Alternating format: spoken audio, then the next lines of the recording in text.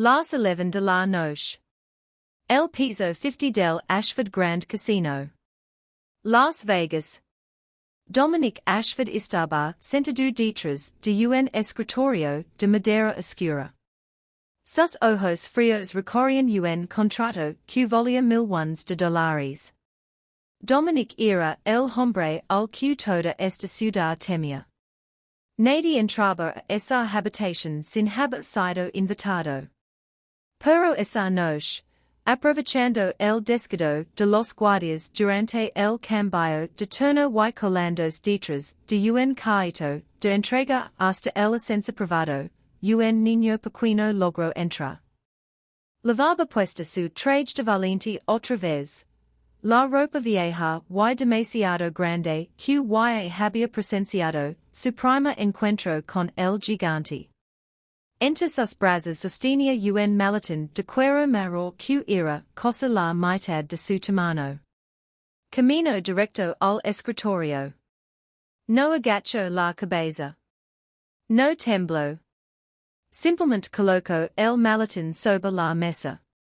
Mi mamá no pudo venir esta noche, así que vine en su lugar. Vengo a pedir un trabajo para mi mamá. Dominic Ashford, el hombre que había hecho temblar a todo el mundo criminal de Las Vegas, se encontró por primera vez en su vida sin saber qué decir. Tristan Cole estaba junto a la puerta. Su mano se deslizaba instintivamente hacia el interior de su saco, el reflejo de un hombre siempre listo para responder. Dominic lo miró y frunció el ceño una sola vez. Eso fue todo. Tristan entendió de inmediato.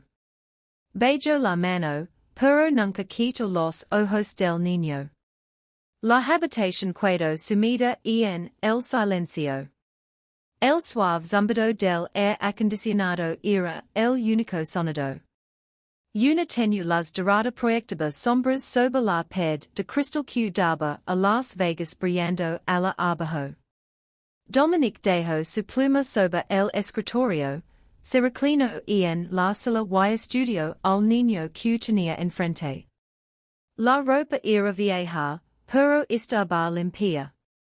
Alguien había planchado cada doblez con cuidado, había remendado los pantalones con esmero a pesar de que la tela estaba desgastada por el uso. Las zapatillas estaban raídas en los bordes, pero los cordones estaban bien atados, ordenados y prolijos. Y esos ojos. Ojos color ámbar que lo miraban directamente sin parpadear, sin súplica. Dominic había conocido a toda clase de personas en su vida. Hombres poderosos habían venido aquí a suplicar. Apostadores millonarios habían temblado al paras frente a él. Pero este niño pequeño no tenía miedo. No era la imprudencia de un tonto. Era la extraña calma de alguien que no tiene nada que perder. Como te llamas? La voz de Dominic era baja y serena, como si la estuviera hablando a un socio de negocios en lugar de un niño de 7 años. Micah Wells. ¿Cuántos años tienes? 7. Dominic inclinó la cabeza ligeramente, tambaleando suavemente con los dedos sobre el escritorio. ¿Y crees que un niño de 7 años puede entrar a un lugar como este a las 11 de la noche? Micah permaneció quieto, los brazos a los lados del cuerpo, la voz tranquila pero sin temblar. Creo que este es el lugar donde mi mamá puede encontrar trabajo, si usted está dispuesto a leer su expediente. Dominic no respondió de inmediato. Miró el maletín de cuero marrón que descansaba sobre el escritorio. Viejo, con las esquinas gastadas, pero cuidadosamente limpio. Luego volvió a mirar al niño. 7 años, solo, y en medio de la noche, en la guarida del hombre que todo Las Vegas no se atrevía ni a nombrar. Tristan lanzó una mirada a su jefa, los ojos llenos de preguntas. Normalmente, cualquiera que entrara a esa habitación sin permiso sería retirado de inmediato. Pero Dominic no dio ninguna orden. Simplemente permaneció sentado, los dedos tambaleando, con un ritmo medido sobre el borde del escritorio, sus ojos grises acero sin apartar la vista del niño frente a él. Posó un minuto. Luego dos.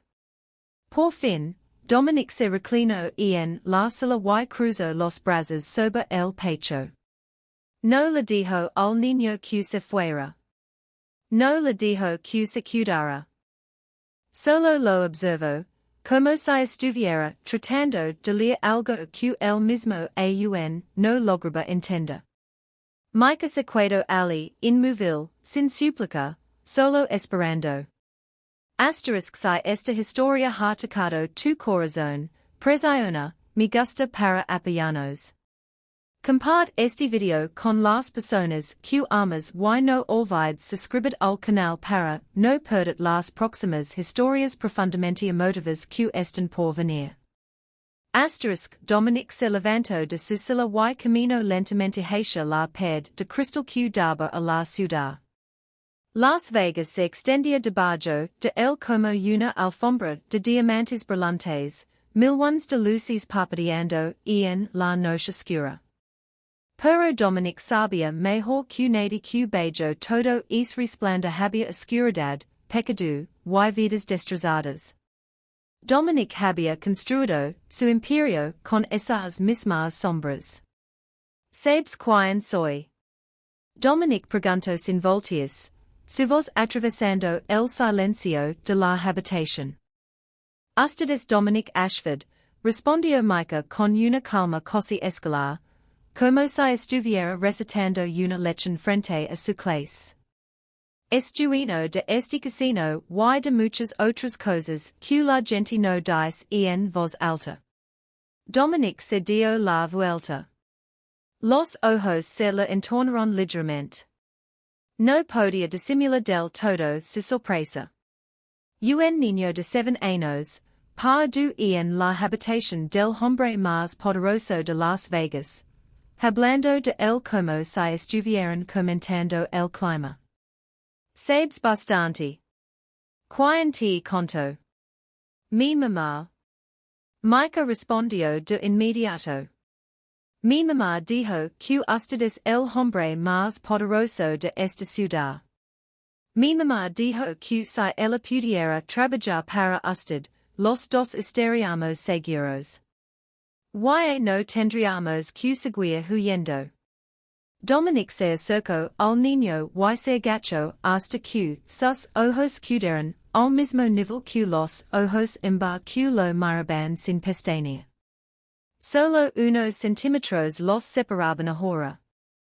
La suficiente distancia para que Dominic pudiera ver las huellas de polvo en el cuello de la camisa blanca demasiado grande.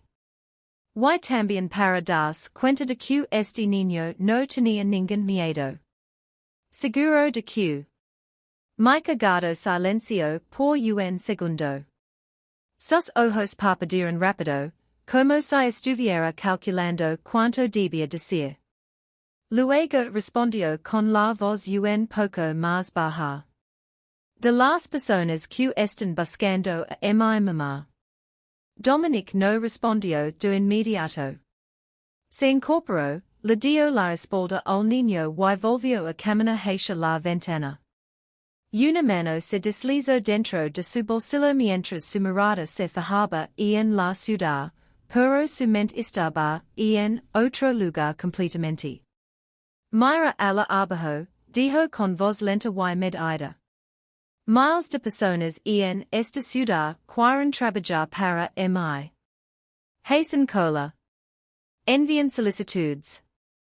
Esperan meses. Algunos esperan un año entero y aún así nunca llegan a conocerme ni una sola vez. Se volteo y miro a Mica. Tengo reglas. Todo el mundo las sigue. No hay excepciones. Nunca las ha habido. Hizo una pausa. Su voz se volvió más grave.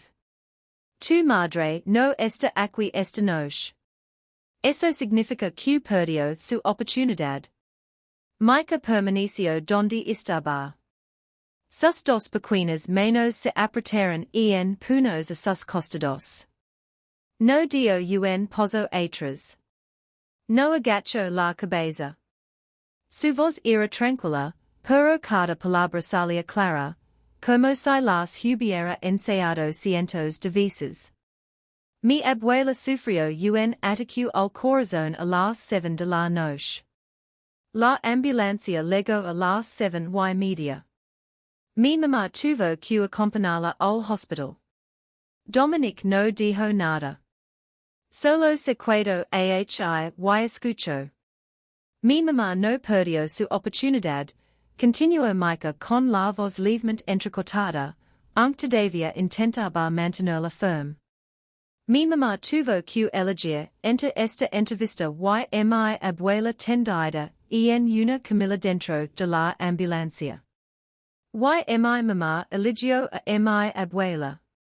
Silencio. El suave zumbido del aire acondicionado.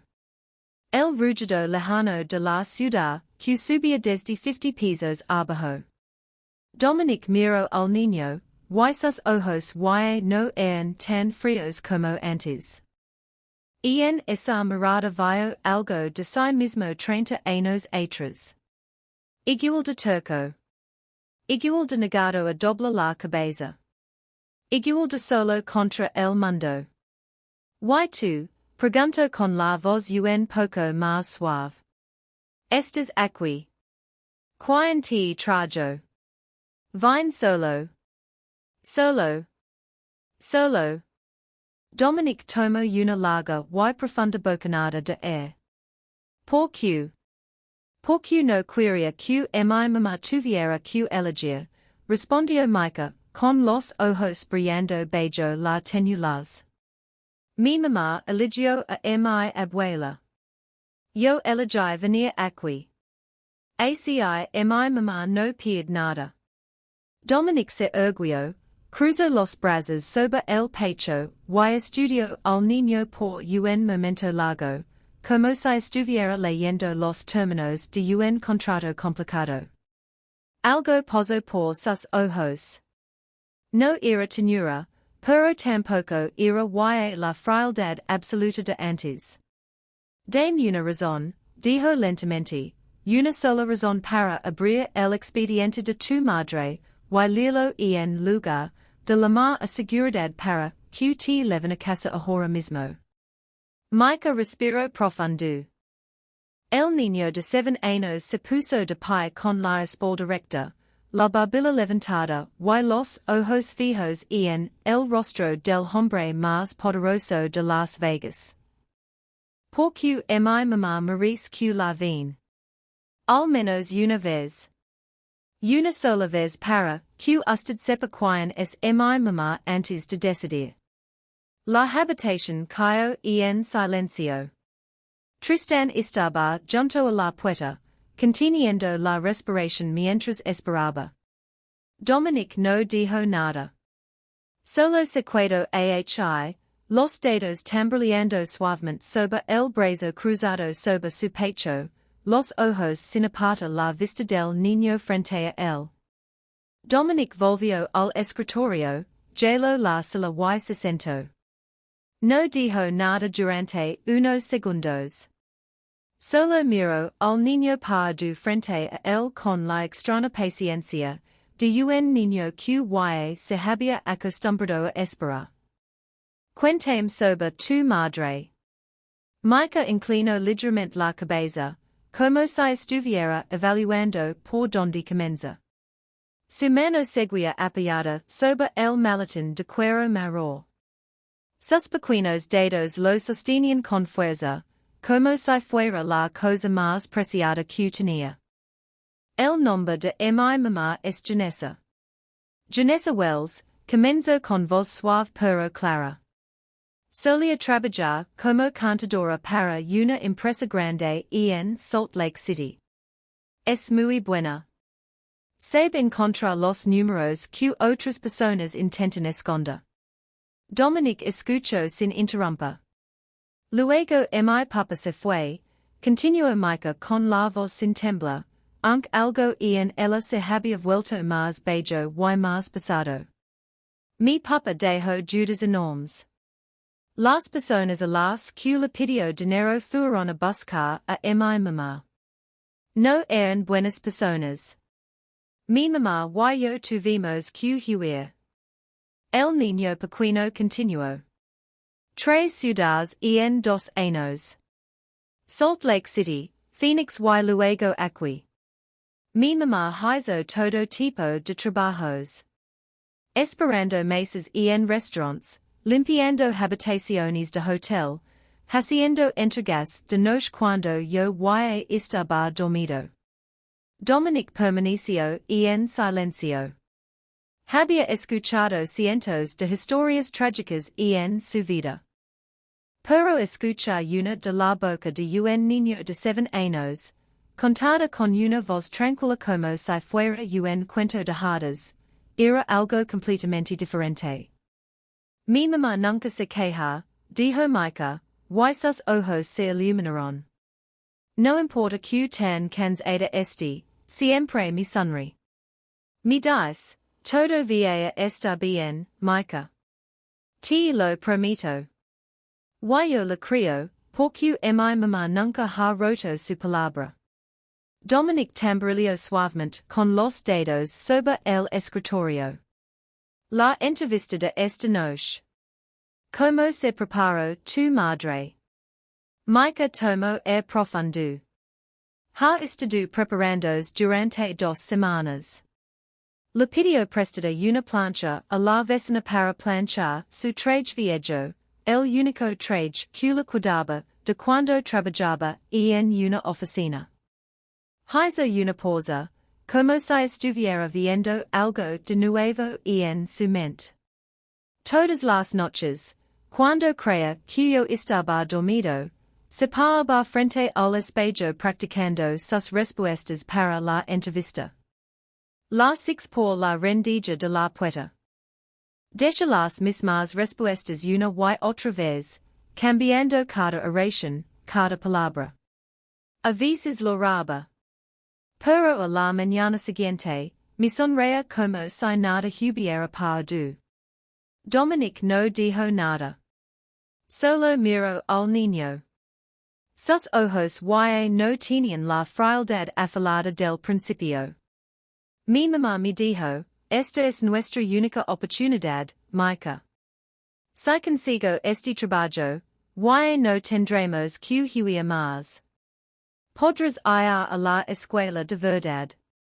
Tu abuela podrá recibir tratamiento. Micah tragó saliva. Me dijo que esta noche iba a cambiarlo todo. El niño empujó el maletín hacia Dominic. Mientras se deslizaba sobre el escritorio de madera oscura, algo cayó de su interior. Un pequeño objeto que captó la luz. Un suave sonido metálico tocó la madera. Micah se agachó y lo recogió. Era una pulsera de plata, antigua y su color opacado por el tiempo. Sobre su superficie había una sola palabra, apenas grabada. Esta es mi abuela, explicó Micah. Mi mamá la trajo para la buena suerte. Mi abuela dice que esta pulsera es muy especial. Que una vez le salvó la vida a alguien. Dominic extendió la mano para tomar el maletín, pero su mano se detuvo en el aire. Sus ojos se clavaron en la pulsera de plata que Micah sostenía. Tristan, de pie junto a la puerta, notó de inmediato que algo no estaba bien. En 10 años trabajando junto a Dominic Ashford, jamás había visto a su empleada usar esa expresión. Los ojos más abiertos de lo normal. La respiración más pesada. Como se acabara de ver un fantasma que se levantaba desde el pardo. Déjame ver esa pulsera. La voz de Dominic cae casi hasta un susurro. Mica dudo un segundo, luego coloco la pulsera en su palma. Dominic la levanto y la giro con delicadeza bajo las. La palabra borrosa esperanza apareció ante sus ojos. Sus dedos recorrieron cada letra desgastada, como si estuviera tocando algo sagrado que se había perdido hace mucho tiempo. Y entonces el recuerdo llegó de golpe. 18 años atrás. Un callejón completamente oscuro en los barrios del sur de Las Vegas. Un muchacho de 15 años corriendo en la noche, una mano presionando con fuerza la hoja de cuchillo en su costado, la sangre escapando entre sus dedos. Corría huyendo de su propio padre, el hombre que acababa de clavar el cuchillo porque se había atrevido a esconder dinero para comprar medicinas para su madre y en lugar de entregárselo para que lo apostara. El muchacho se derrumbó frente a una puerta de madera vieja. Y no tenía fuerzas para correr en un pozo más. Creo que iba a morir allí. Pero la puerta se abrió. Una mujer de mediana edad lo miró desde arriba. No pregunto quién era. No pregunto que había parado. Simplemente lo lo hecho dentro, lo acostó en un sofá viejo y vendo la hoja. Cuando el muchacho despertó, ella estaba sentada a su lado, extendiendo una pulsera de plata. Todo el mundo merece esperanza, joven. Incluso tú. Nunca lo olvides. Esa fue la última noche en que Dominic todavía era un niño. Y fue la primera vez en su vida que alguien le mostró bondad sin pedir nada a cambio. Dominic salió de esa casa al amanecer, levando la pulsera y la promesa de que un día volvería y pagaría esa ayuda. Pero cuando regresó unos meses después, alguien más vivía en la casa. Esa mujer había desaparecido, como si nunca hubiera existido. Había cambiado su nombre para escapar de los secretos de su yerno, viviendo como una sombra hasta que su enfermedad la obligó a usar su identidad real en los registros del hospital. Dominic levantó la cabeza y miró a Mica con ojos completamente diferentes. Su voz cayó más baja, cosa temblando. Tu abuela. ¿Cuál es su nombre completo? Helena Wells. Dominic dejó de respirar. Sus dedos se apretaron alrededor de la pulsera de plata. Helena. El nombre que había estado buscando durante los últimos 18 años. La mujer que le había salvado la vida en la noche más oscura y desesperada que jamás había conocido. Lentamente, Dominic colocó la pulsera sobre el escritorio, justo al lado del maletín de cuero marrón. Luego jaló el maletín hacia sí mismo y lo abrió. Por primera vez esa noche, Dominic Ashford comenzó a leer el expediente de Janessa Wells. Dominic paraba cada página del expediente en silencio.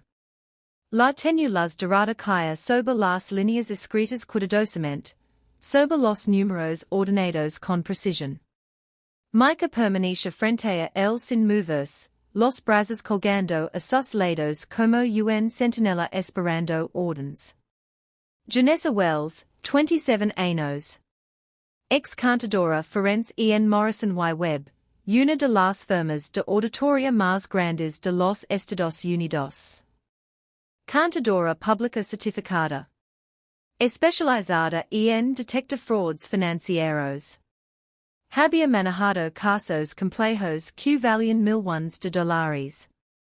Dominic posó otra página. Había dejado su trabajo 2 años atrás por razones personales. Ningún empleo formal desde entonces. Solo trabajo temporal, esperando meses, limpiando habitaciones de hotel, haciendo entregas. Dominic leyó las cartas de recomendación. Una del pastor de una iglesia local que elogiaba su dedicación y honestidad. Otra de la dueña de la lavandería donde trabajaba medio tiempo, describiéndola como la empleada más confiable que había tenido. Dominic entendió de inmediato la historia que se escondía detrás de esas líneas secas. Un esposo con adicción al juego. Judas apeladas sobre Judas. Janessa tomó a su hijo y huyó. Abandonó una carrera ascendente. Lo abandonó todo para mantener a su niño a salvo. Una vida hecha pedazos. Yaunci, ella seguía luchando cada día para volver a ponerse de pie. Dominic había visto demasiadas personas así. Personas golpeadas por la vida, aplastadas por las circunstancias. La María caía y nunca volvía a levantarse. Pero de vez en cuando, existían personas como Janessa Wells. Personas que se negaban a rendirse. Dominic cerró el expediente y lo dejó sobre el escritorio. Luego levantó los ojos hacia Micah. Tu madre tendrá una semana. Micah parpadeó, como si no pudiera creer lo que acababa de escuchar. Una semana, señor. 7 días, dijo Dominic con voz firme y pareja.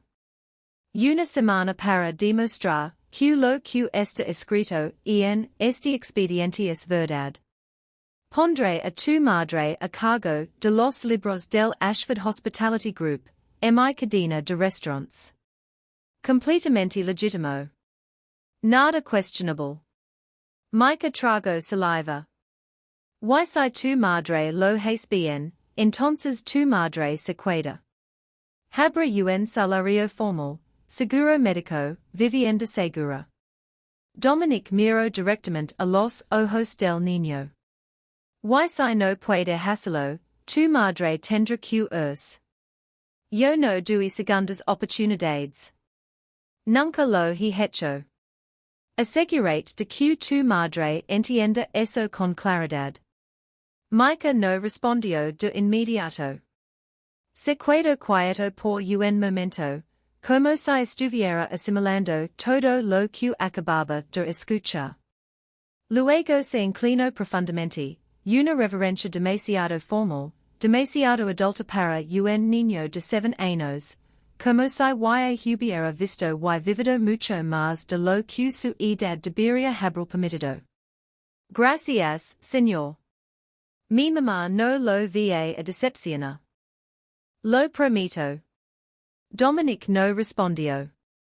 Solo asintió una vez con la cabeza, luego se dirigió a Tristan, que seguía junto a la puerta. Leva al niño a casa sano y salvo. Micah se dio la vuelta y comenzó a caminar hacia la puerta. Pero después de solo unos pozos, la voz de Dominic sonó detrás de él. Espera. El niño se detuvo y giró la cabeza. Dominic recogió la pulsera de plata. El metal opacado captó la luz bajo la lámpara. Dominic la miró por un largo tiempo, sus dedos recorriendo la palabra esperanza y considerada. Luego la extendió hacia Micah. Devuelve esto a tu abuela, y dale una cosa. Micah se acercó y recibió la pulsera con ambas manos. Dominic hizo una pausa. Su voz se suavizó casi hasta un susurro. Dile que alguien todavía le debe una vida, y que esa persona nunca lo olvidó. Micah lo miró. Su rostro joven estaba lleno de preguntas. Quería pregunta. Quería entender el significado de esas palabras. Pero había algo en los ojos grises del hombre frente a él que lo hizo quedarse en silencio. Solo asintió, deslizó la pulsera dentro del bolsillo de su camisa y siguió a Tristan hacia afuera. La puerta se cerró. Tristan miró a su jefe por última vez antes de llevarse al niño. En 10 años trabajando para Dominic Ashford, jamás había visto al hombre levar esa expresión. No era ternura. Pero era algo parecido al recuerdo. Algo parecido al dolor. Dominic caminó hacia la pared de cristal y miró la ciudad de Las Vegas brillando abajo. Una mano se deslizó dentro de su bolsillo del pantalón. Pero aún podía sentir el calor que había cuidado en los dedos que sostuvieron la pulsera. 18 años. Había buscado a esa mujer durante 18 años. Había contratado investigadores, revisado viejos registros, regresado a ese barrio decenas de veces. Nunca la encontró. Y esa noche, su nieto había entrado en su vida. Un niño de 7 años cargando un maletín demasiado grande para él. Un niño que se había atrevido a plantarse frente al jefe de la mafia más poderoso de Las Vegas para pedir un trabajo para su mamá. Dominic soltó una leve carcajada. Una de esas sonrisas raras y fugaces. El destino a veces se tenía sentido del humor. Se dio la vuelta hacia el escritorio y miró el expediente que seguía allí. Janessa Wells. La hija de Helena Wells. La madre que le había dado esperanza cuando ya no le cuidaba nada. Ahora le tocaba a Dominic dar una oportunidad a la hija de Helena. A la mañana siguiente. Hospital de San María. La luz del sol se filtraba por la delgada cortina, proyectando pálidos rayos de luz sobre el suelo de azulejos blancos y fríos. Janessa estaba sentada junto a la cama de su madre, su mano sosteniendo los delicados dedos de la mujer maya. Sus ojos estaban oscuros por la sombra de una noche sin dormir. Helena yacía quieta en la cama del hospital. El monitor cardíaco emitía su constante bip. El tubo de oxígeno todavía descansaba bajo su nariz. El médico había dicho que estaba fuera de peligro inmediato, pero que necesitaba una cirugía al corazón. El costo era un número que Janessa apenas se atrevía a pensar. $200,000. Posiblemente más. En toda una vida de trabajo alcanzaría para cubrirlo. Janessa miraba a su madre. Las lágrimas amenazaban con aparecer, pero Janessa las contuvo. No podía lograr. No ahora. El teléfono en su bolsillo comenzó a vibrar. Un número desconocido. Janessa dudó un segundo, luego contestó. La señorita Wells.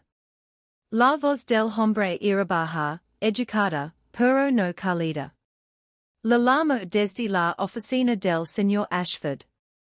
El señor Ashford quisiera verla hoy a las 2 de la tarde. La dirección se la enviará por mensaje de texto. Janessa se puso de pie tan de repente que cosa dejó caer el teléfono. Ashford. No entiendo. Perdí la entrevista de anoche. El señor Ashford está al tanto de eso. La voz del otro lado sonó pareja. Pero aún así quiere reunirse con usted. A las 2 de la tarde. No leg tarde. La llamada terminó. Janessa se quedó paralizada, mirando la pantalla apagada del teléfono. Ashford quería verla. Después de que había perdido la entrevista. No tenía sentido. A menos que. Janessa se volvió hacia el rincón de la habitación del hospital. Mica estaba sentado en una silla de plástico, con un libro en las manos, aunque sus ojos no estaban en la página para nada. Tenía una calma que se sentía cosa sospechosa. Mica. Sí, mamá. ¿Sabes algo de esto? Mica levantó la mirada, los ojos parpadeando. ¿Sabe que? Janessa frunció el ceño y se paró frente a su hijo. Conocía bien esa expresión. Era la expresión que Mica ponía cuando estaba escondiendo algo. Mica Wells. Mírame. El niño bajó la cabeza. Sus dedos juguetearon con la esquina del libro. El silencio se extendió por un largo momento. Luego su voz legó, pequeña como un susurro. Fui a verlo anoche. Le entregué tu expediente. Janessa se quedó inmóvil. Un zumbido le llenó los oídos, como si alguien le hubiera dado un golpe fuerte en la cabeza. Hiciste que. Mica seguía sin levantar la vista. Fui al casino del señor Ashford. Lo conocí. Le entregué tu expediente. Solo. A las 11 de la noche. Para ver a, Janessa no pudo terminar la oración. Sabía quién era Dominic Ashford. Todo Las Vegas lo sabía. Era el hombre al que nadie se atrevía a nombrar en voz alta. ¿Tienes idea de lo peligroso que fue eso? Podrías haber. No pudo continuar. El solo pensamiento de lo que le podría haber pasado a su hijo le cerró la garganta. Pero Mica levantó la cabeza y miró directamente a los ojos de su madre. Sus ojos no mostraban ningún miedo, ningún arrepentimiento.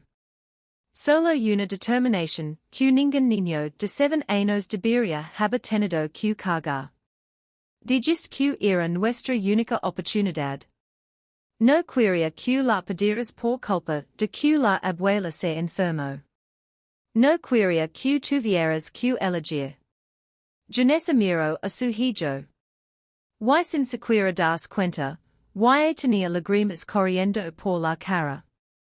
Se arrodilló y geló a Mica hacia sus brazos, sintiendo el calor de su pequeño cuerpo contra ella. No dijo nada.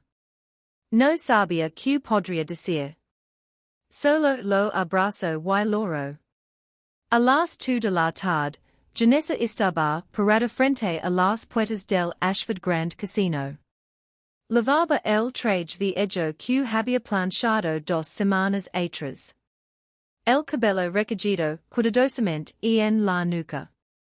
La espalda derecha aunque el corazón le latía despacado dentro del pecho. Tomó una larga bocanada de air y entró. El ascensor la llevó al piso 50. Las puertas se abrieron y Janessa entró al vasto penthouse. Dominic Ashford estaba junto a la pared de cristal, de espaldas, mirando la ciudad de abajo. Se dio la vuelta cuando escuchó sus pasos. Sus ojos la recorrieron de arriba a abajo como si estuviera evaluando un contrato. ¿Sabe quién soy? Janessa no evadió esa mirada. Sí.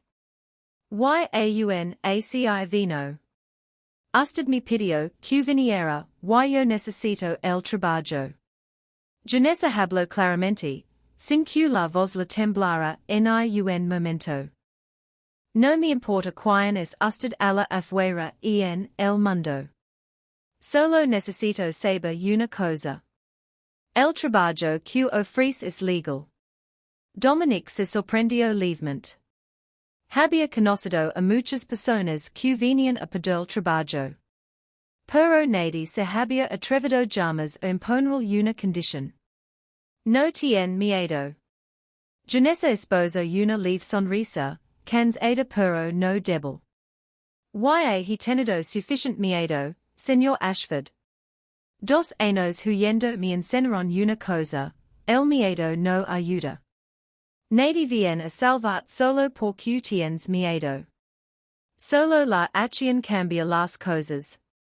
Dominic guardo silencio, y la miro por un largo tiempo. En sus ojos encontró algo que raramente veía en las personas que se paraban frente a él. Resiliencia. No imprudencia, no arrogancia. La fortaleza de alguien que había tocado el fondo y se había negado a cuidarse ahi. Una semana, dijo. Manejando los libros del Ashford Hospitality Group. Mi cadena de restaurants. Completamente legítimo. Y después de una semana. Si puede hacerlo, se queda. Si no puede, se va. Dominic la miró directamente a los ojos. No hay segunda vez. No hay excepciones. Janessa sincio. Entiendo. Cuando empiezo. Mañana a las 8 de la mañana. Janessa inclinó la cabeza en señal de agradecimiento, luego se dio la vuelta y camino hacia la puerta. Pero justo cuando su mano tocó la manilla, la voz de Dominic llegó desde atrás. Señorita Wells. Janessa se detuvo, pero no se dio la vuelta. Tiene un hijo valiente. Más valiente que muchos hombres adultos que he conocido. Janessa permaneció quieta por un segundo. Luego respondió con voz suave pero firme. Lo sé. Él es la única razón por la que todavía estoy de pie. Abrió la puerta y salió sin mirar atrás. Durante los primeros 3 días, Janessa trabajó en silencio. La oficina de finanzas del Ashford Hospitality Group estaba en el piso 20 pisos más abajo del penthouse de Dominic. Pero la distancia real entre ellos era mucho mayor que eso. Janessa estaba sentada en el rincón de la sala, en el escritorio más pequeño, con la computadora más vieja. Nadie la saludaba por la mañana. Nadie le preguntaba si necesitaba ayuda. Nadie se molestaba siquiera en mirarla cuando llegaba. Janessa lo aprendió todo sola desde el principio. El sistema contable, el software de gestión, la estructura de archivos. Tuvo que rebuscar entre montones de papeles viejos para encontrar su propia contraseña de acceso porque a nadie le importó dársela. No se quejó. Simplemente trabajó. Los otros empleados la miraban con sospecha cada vez que pasaba. Las miradas invasivas de personas tratando de adivinar qué tipo de conexión debía tener con el jefe para que la hubieran metido allí. Escuchaba los susurros cuando iba a buscar agua. Seguro tiene algo con el gran jefe. Si no, ¿cómo entró? A ver cuánto dura. La chica nueva actuando como si fuera mejor que todos. Dicen que tiene un hijo. Seguro busca a alguien que la mantenga. Janessa fingió no escuchar. Volvió a su escritorio, encendió la computadora y siguió trabajando. Los números eran el único idioma que necesitaba. Los números no susurraban. Los números no juzgaban. Los números solo decían la verdad.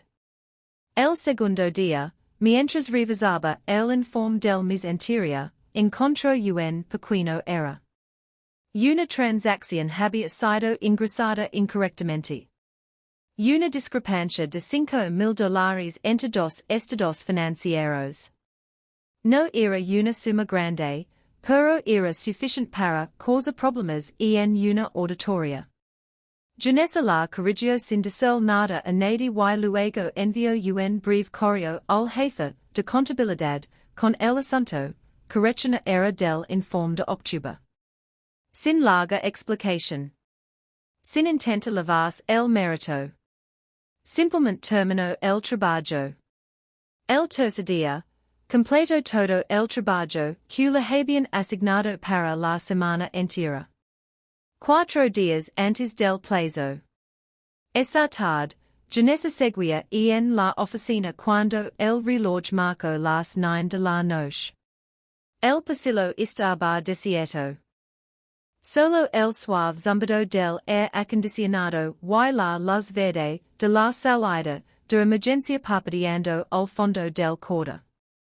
Janessa estudiaba la estructura financiera de toda la cadena de restaurantes, trazando un diagrama en papel y tomando notas de los puntos que aún no entendía. Recogió sus cosas, apagó la computadora y caminó hacia el ascensor. Las puertas se abrieron. Dominic Ashford estaba adentro. Janessa se detuvo un segundo, luego entró. Las puertas se cerraron. El ascensor comenzó a bajar. Silencio.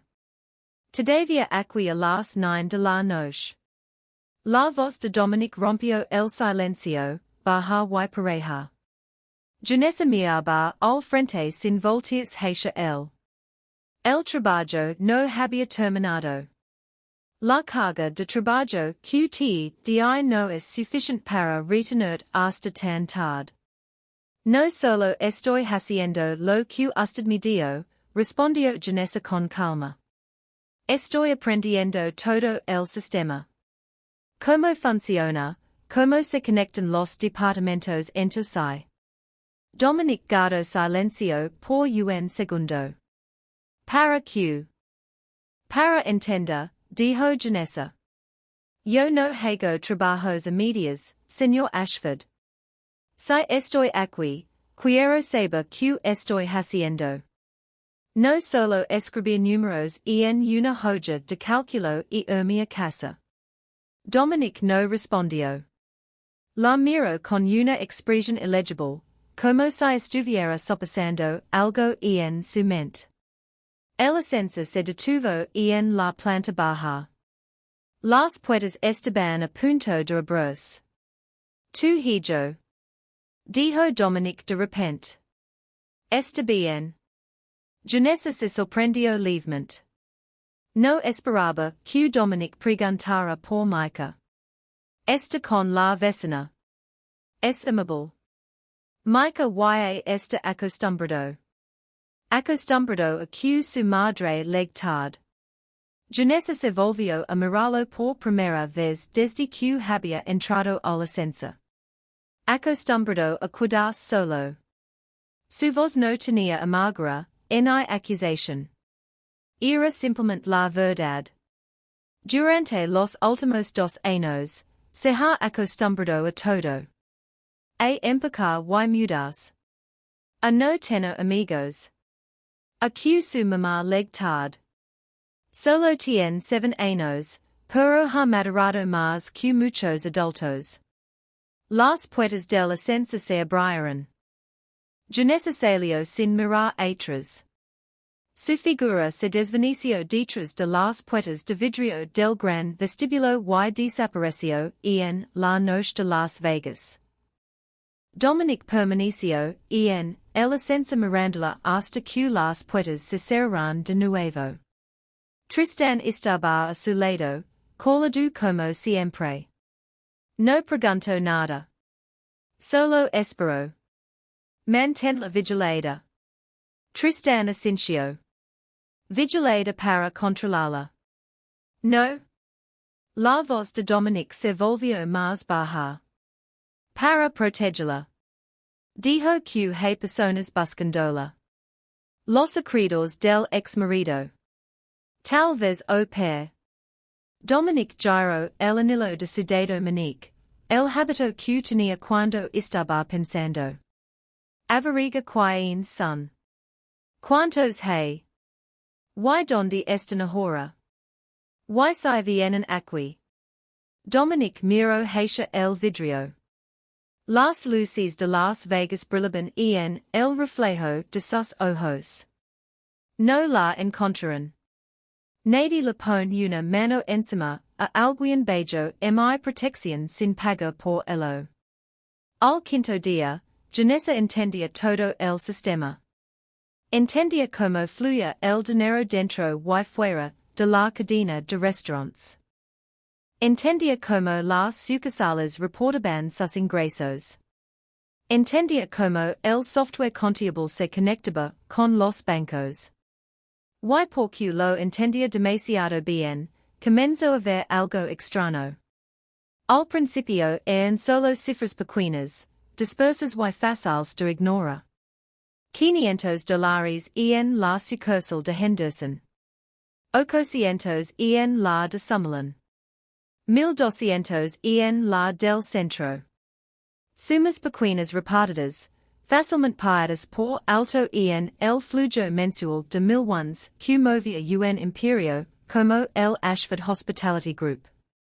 Pero Janessa no era el tipo de persona que ignoraba nada. Abrió una nueva hoja de cálculo y comenzó a ingresar cada transacción sospechosa. El jueves por la mañana tenía 12 líneas. Al mediodía, el número había subido a 37. Para la tarde, tuvo que crear una segunda hoja de cálculo. Dibujó un diagrama en papel conectando los puntos. Cada una de esas transacciones había pagado por la misma cuenta intermediaria. Una cuenta con el vago nombre Fondo de Reserva Operativa. Y esa cuenta había sido creada por alguien con acceso de alto nivel. Mucho más arriba que el rango del personal contable ordinario. Janessa se recostó en la sala y miró el total que brillaba en la pantalla. $2,300,000. En 6 meses. Suficient dinero para comprar una casa grande en las afueras de Las Vegas. Suficient dinero para cambiar la vida de cualquiera. Esto no era un era del sistema. No era un era contable. Esto era un robo con un patrón. Alguien estaba extrayendo dinero de Dominic Ashford justo bajo sus narices. Poco a poco. Día tras día. Como termitas vaciando los pilares de una casa desde adentro. Janessa cerró la laptop y miró por la ventana. El cielo de Las Vegas se estaba teniendo del rojo anaranjado del atardecer. Tenía dos opciones. Una, quedarse en silencio. Termina su semana de prueba. Cobrar el salario. Seguir adelante. Fingir que no había visto nada. 2. Decir la verdad. Y adentrarse en un juego cuyas reglas no conoce. Janessa pensó en Micah. Pensó en su madre tendida en una cama de hospital esperando cirugía. Pensó en 2 años huyendo. En noches sin dormir. En comidas hechas de nada más que videos instantáneos. No podía tomar un riesgo imprudente. No podía dejar que todo se derrumbara por un movimiento equivocado. Pero si se cuidaba colada, se convertía en cómplice. Y si Dominic descubría el robo después, ¿quién sería la primera persona bajo sospecha? La mujer nueva.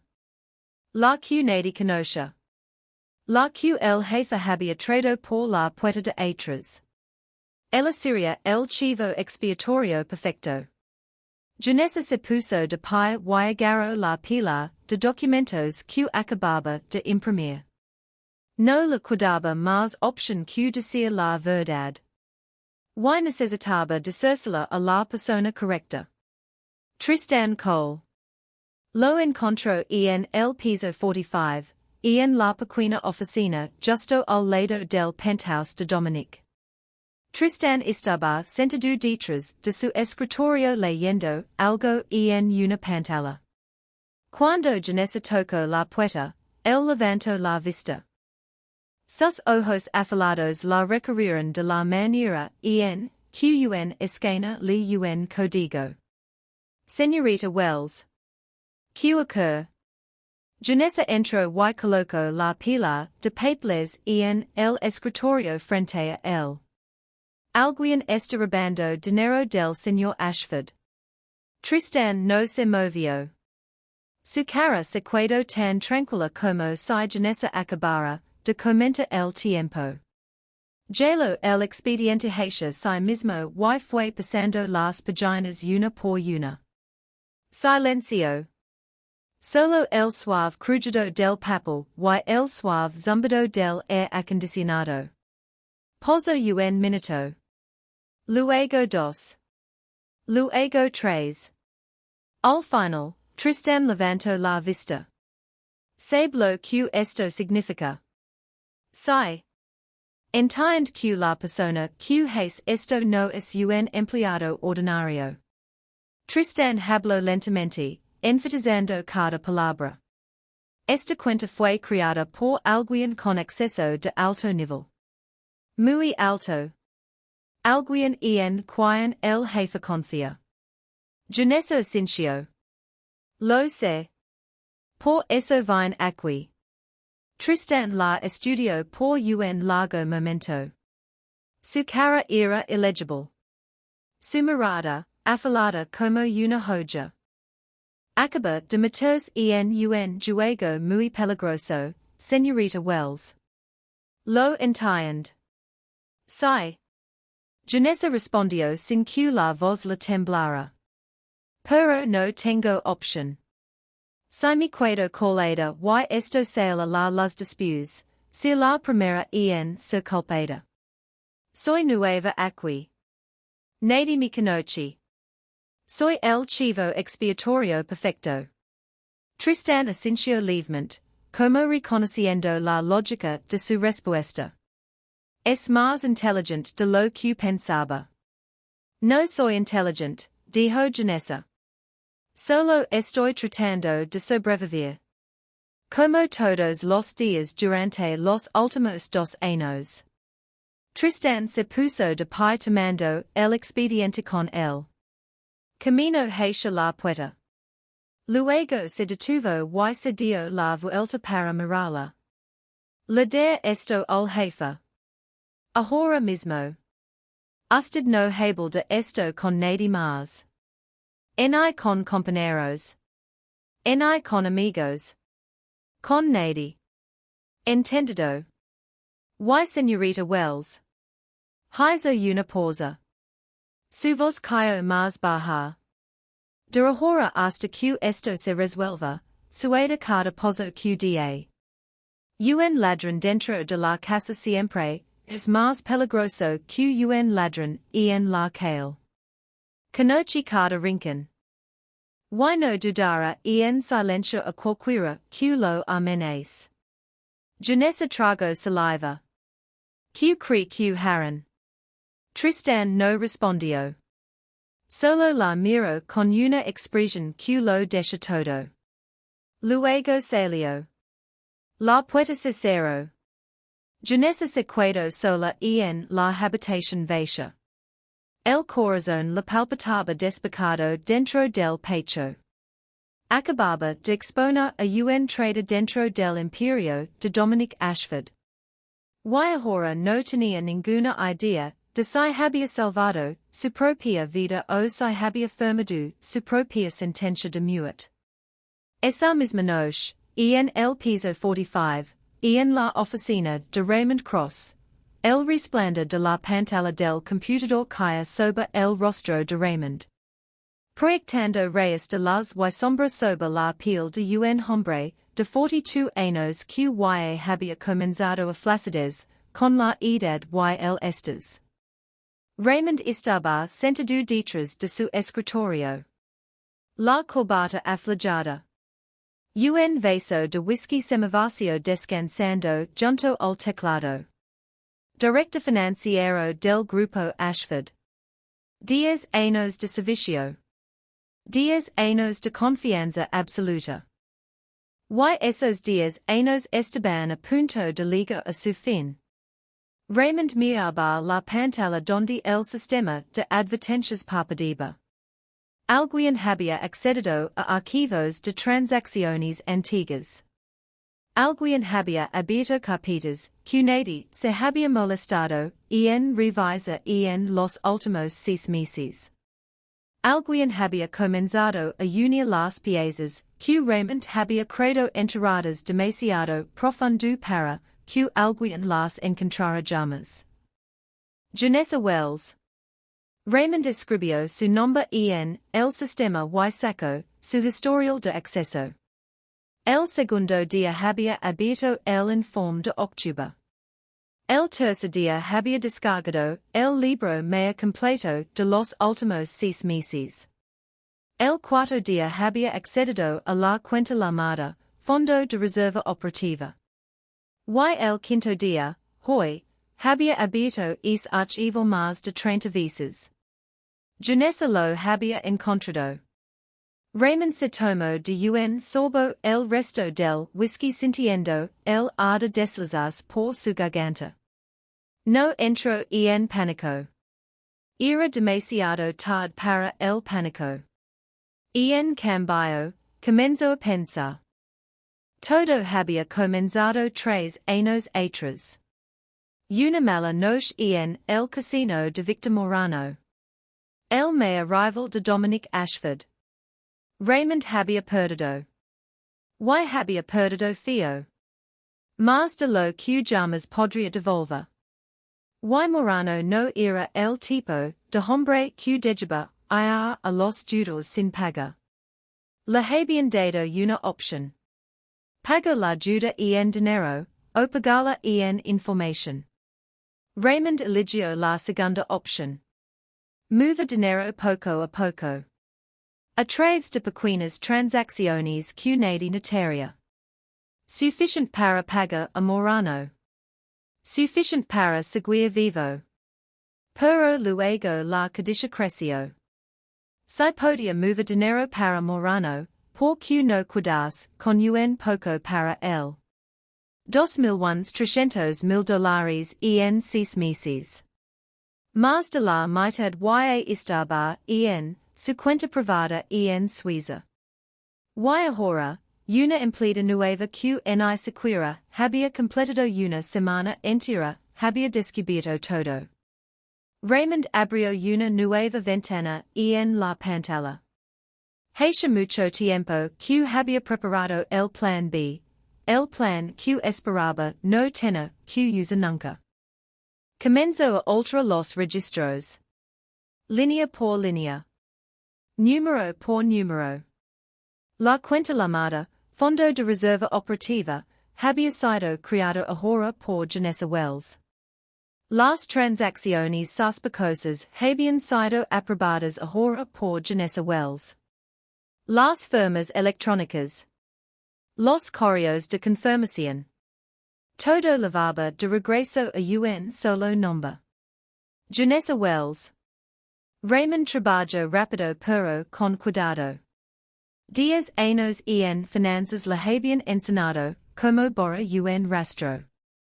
10 años trabajando para Dominic Ashford le habían enseñado a no dejar ningún punto débil. Le dedicó una fría y delgada sonrisa a la pantalla terminada. Una mujer nueva que acababa de liga. Cuyo historial nadie conoce.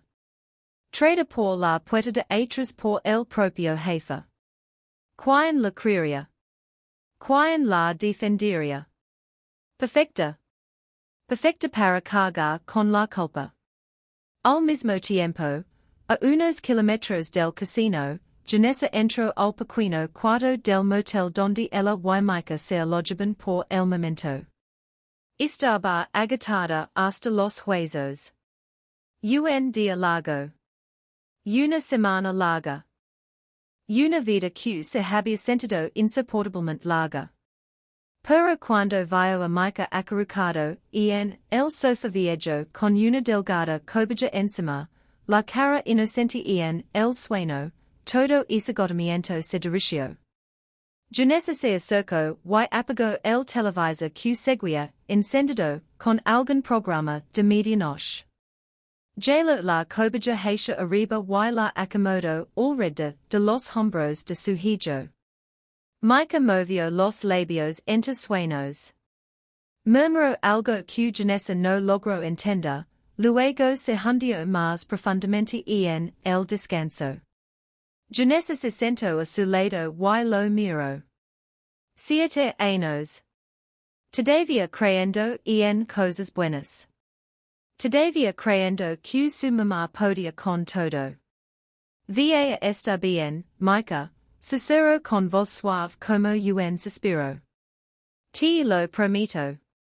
Esta vez va a ser diferente. Janessa no sabía que en ese momento, en el piso 45 del Ashford Grand Casino, un hombre acababa de prisioner envía en un correo electrónico. Raymond vio aparecer las palabras enviado en la pantalla. El mensaje había ido directamente a la bandeja de entrada de Dominic Ashford. El asunto destacaba en negritas, urgente. Malversación interna descubierta. Adjunto estaba toda la evidencia que acababa de fabricar. Raymond apagó la computadora, se levantó de la sala y caminó hacia la ventana. Las Vegas brillaba abajo como un mar de diamantes. Una ciudad de sueños y de pesadillas. Raymond se metió las manos en los bolsillos del pantalón y miró hacia la oscuridad. Lo siento, señorita Wells, dijo a la habitación vacía. Pero en este juego solo puede haber un ganador. Y no va a ser usted. Sacó el teléfono y llamó a un número conocido. Morano tenía que saber que todo había sido resuelto. Y Raymond necesitaba saber que él mismo todavía estaba a salvo. En el cuarto del motel, Janessa seguía sentada junto a su hijo, sin saber que la tormenta y se movía hacia ella. A la mañana siguiente, Janessa llegó a la oficina como siempre. Salió del ascensor en el piso 30, el maletín de documentos pegado a su costado, lista para un nuevo día de trabajo. Pero algo era diferente. Janessa lo sintió en el momento en que entró a la oficina. Todos la miraban. Miradas rápidas que se apartaban tan rápido.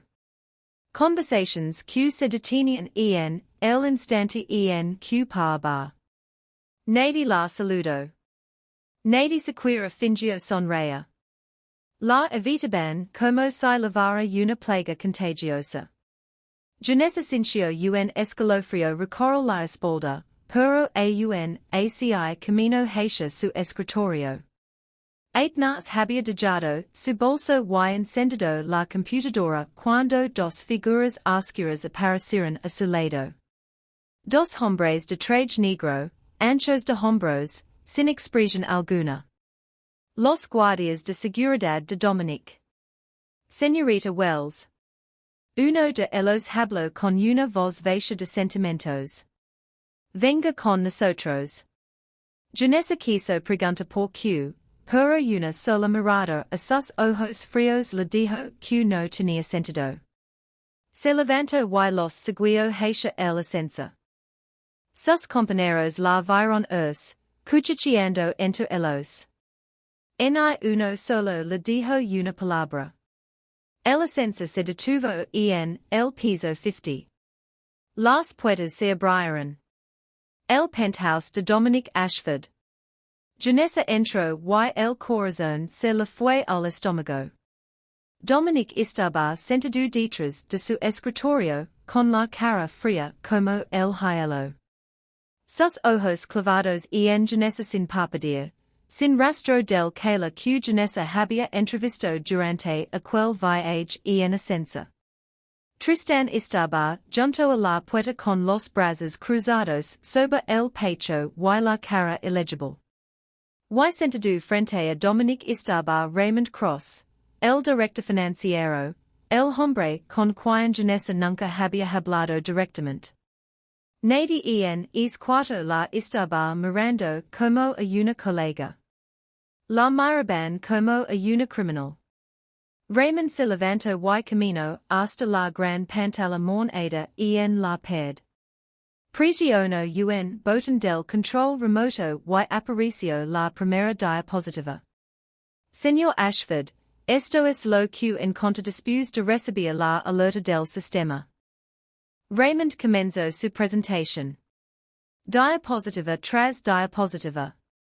Cifra tras cifra. Las transacciones sospechosas de los últimos 6 meses. $2,300,000 sacados de la empresa. Y cada rastro, hasta el último, levaba a un solo nombre. Janessa Wells. Janessa miró la pantalla sin poder creer lo que estaba viendo. La cuenta estaba a su nombre. La firma electrónica coincidía con su muestra. Los correos de aprobación habían sido enviados desde su dirección. Todo apuntaba hacia ella. Señor Ashford. La voz de Raymond era grave, con una gravedad falsa. Los movió en solo 2 semanas después de incorporarse.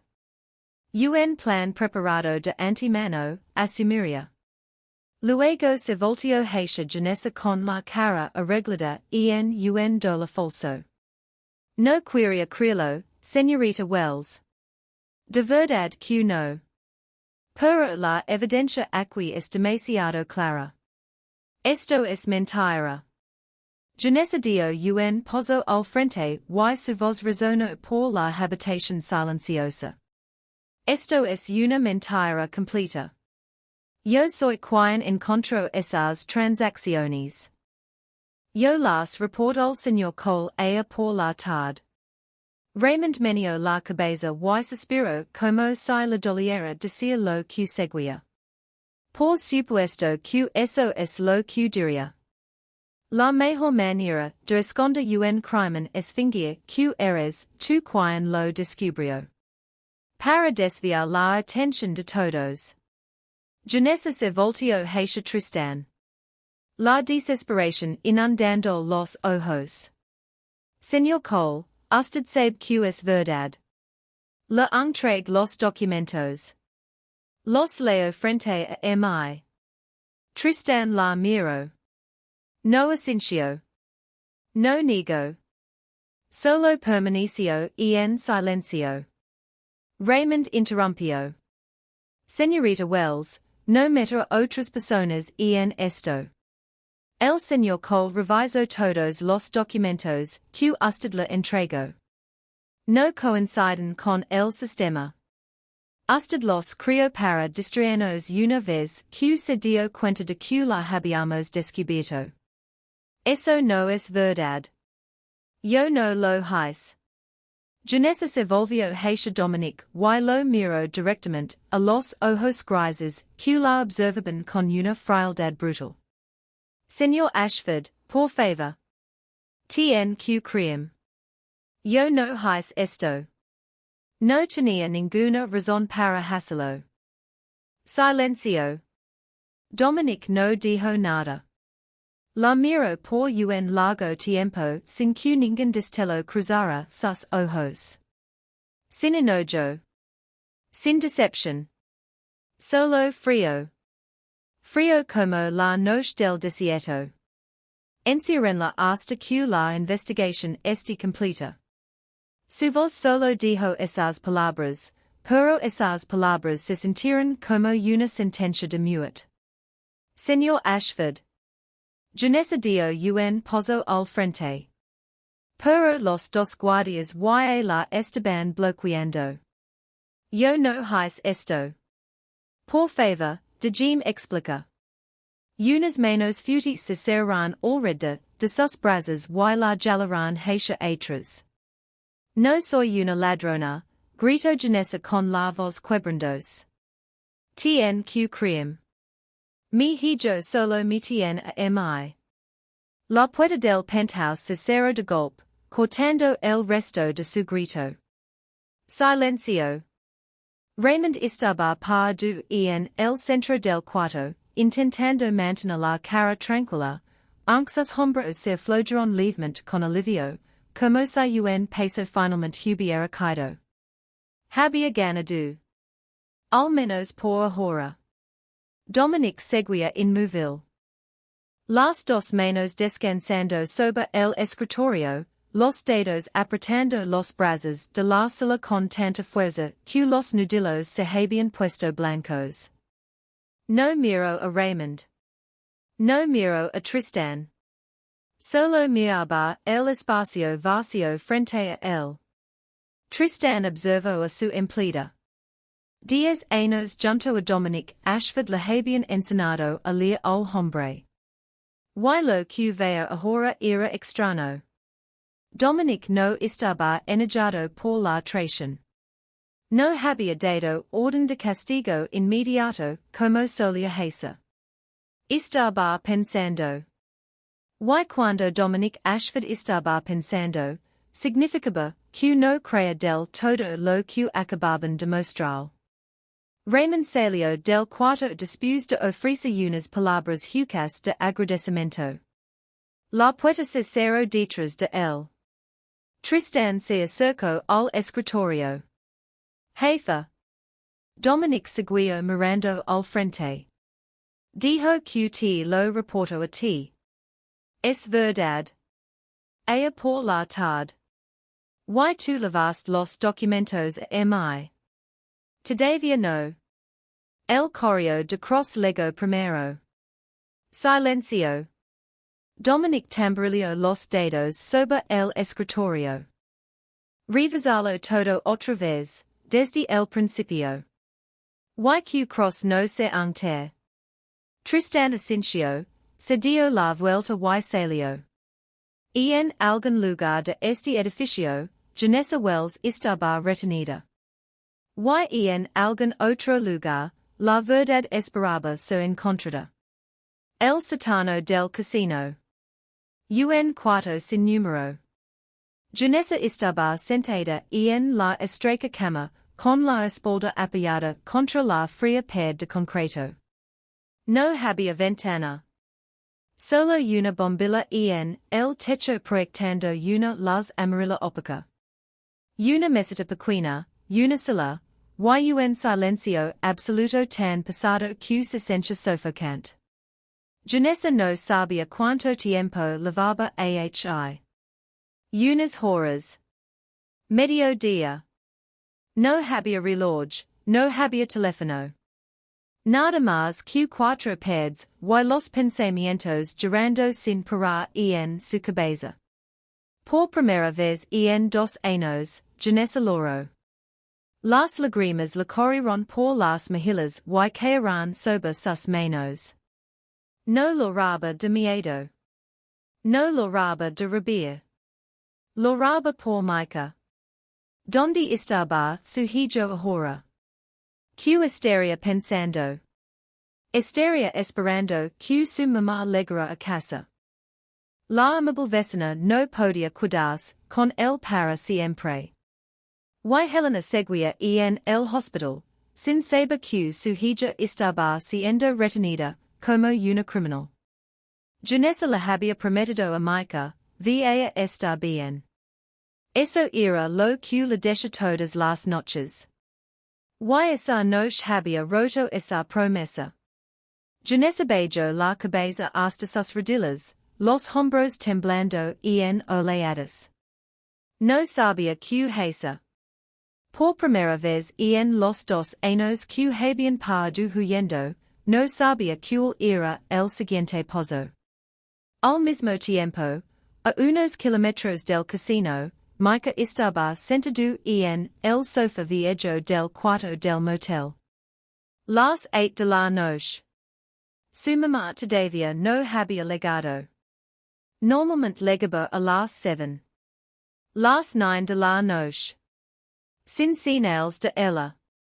Mica empezó a preocuparse. Las 10 de la noche. Llamó al número de teléfono de su mamá. El timbre sonó y sonó. Nadie respondió. Llamó de nuevo. Todavía no hubo respuesta. 10 veces. 20 veces. El teléfono fue directo al buzón de voz. Mica se sentó en la oscuridad mirando por la ventana. Las luces de la calle parpadeaban afuera. Los ruidos del tráfico se fueron haciendo más escasos. La tarde noche fue instalándose lentamente. El niño de 7 años no logró. Hace mucho tiempo que Mica había olvidado como lora. Desde aquellas primeras noches huyendo. Desde aquellas comidas hechas solo de videos instantáneos. Desde las veces en que veía a su mamá liga agitada del turno de noche. Las lágrimas no servían para nada. Eso lo había aprendido antes que la mayoría de los niños. Recordó algo que su mamá había dicho una vez, una noche en que lo ayudaba con su tarea de matemáticas. El libro de cuentas nunca guarda secretos, Mica. Si hay un problema, mira los números. Mira el tiempo. Ellos te mostrarán la verdad, donde trabajaba su mamá. El Ashford Grand Casino. El piso 30. La oficina de finanzas. ¿Quién podía ayudar a su mamá? El señor Tristán. El hombre frío que, aunque, lo había escuchado aquella noche. Si su mamá no estaba llegando a casa, entonces algo había pasado. Y si algo había pasado, él tenía que hacer algo. Mica se puso de pie. Camino al pequeño cuarto y abrió el armario. La camisa blanca grande todavía estaba colgada allí. La misma camisa que había usado la primera noche en que fue a ver al señor Ashford. Se la puso y la abotonó con cuidado. Los pantalones de vestir remendados 3 veces. Las viejas zapatillas con los bordes rotos. Se miró en el espejo. Seguía siendo el mismo niño delgado de 7 años. Pero en sus ojos había algo diferente ahora. Determinación. Abrió el cajón del escritorio donde su mamá guardaba las cosas importantes. La pulsera de plata con la palabra Esperanza borrosa grabada en ella estaba adentro. Su mamá había querido lavarla ese día. Pero se la había olvidado. Mica se la puso en la muñeca y sintió el frío metal tocar su piel. Y por segunda vez en su vida, el niño de 7 años salió solo hacia la noche oscura. Las 11 de la noche. El Ashford Grand Casino seguía iluminado, como si fuera de día. Mica no usó la entrada principal. Recordaba, por donde lo había guiado Tristán la última vez. La entrada lateral para empleados, detrás del edificio, cerca del estacionamiento. Esa puerta no estaba vigilada todo el tiempo. Mica se movió por el estacionamiento deslizándose entre autos de lujo. Sus pequeños pies pisaban tan suavemente como un gato. 2 años huyendo le habían enseñado a moverse sin hacer ruido. 2 años viviendo con miedo le habían enseñado a evitar las miradas de los demás. La puerta lateral no estaba cerrada con llave. Mica la empujó suavemente y se coló adentro. El pasillo estaba desierto. Las luces fluorescentes brillaban blancas arriba. Sus pozos sonaban suavemente sobre el piso de azulejos. Recordaba donde estaba el ascenso para empleados. El piso 30. La oficina de su mamá. El corazón la latía despacado, pero sus pies seguían moviéndose. El ascenso se detuvo en el piso 30. Micah salió y miró alrededor. El pasillo estaba oscuro, con solo la luz verde de emergencia parpadeando al fondo del corredor. Todos y se habían ido a casa. Encontró el escritorio de su mamá. La puerta de la oficina estaba cerrada. La empujó, pero no se movió. Pero la ventilación pequeña de arriba no estaba cerrada con llave. Micah jaló una silla, se subió al escritorio y alcanzó para empujar la pequeña ventilación. La abertura era justo suficientemente ancha para que su cuerpo delgado se deslizara. Se apretó adentro, se deslizó hacia abajo y aterrizó suavemente en el suelo de la oficina, junto al escritorio de su mamá. La computadora todavía estaba en modo de ahorro de pantalla. Micah presionó una tecla y la pantalla se iluminó llena de números, hojas de cálculo, cosas que él no entendía. Pero junto al teclado había un cuaderno. El cuaderno de su mamá. Micah reconoció la letra familia. Lo abrió y fue pasando las páginas una por una. Notas de trabajo, listas de cosas pendientes. Y luego una página con el encabezado, horario de reuniones. Micah se detuvo y leyó con cuidado. La fecha de hoy. De las 2 de la tarde a las 4 de la tarde. Reunión con el señor Ashford. Sala de conferencias del penthouse. Micah vio la nota de su mamá sobre la reunión. Aunque solo tenía 7 años, Micah sabía que su mamá no podía estar en 2 lugares a la vez. Si estaba con el hombre alto, no podía estar en este escritorio. En la mente joven de Micah, esa era la verdad que salvaría a su mamá. Micah posó unas páginas más en el cuaderno de su mamá, buscando más prueba. Y la encontró. Una hoja de confirmación de reunión impresa en papel membretado del grupo Ashford. La fecha era clara. Hora, 2 de la tarde a las 4 de la tarde. Lugar, sala de conferencias del penthouse, piso 50. Assistants, Janessa Wells, Dominic Ashford.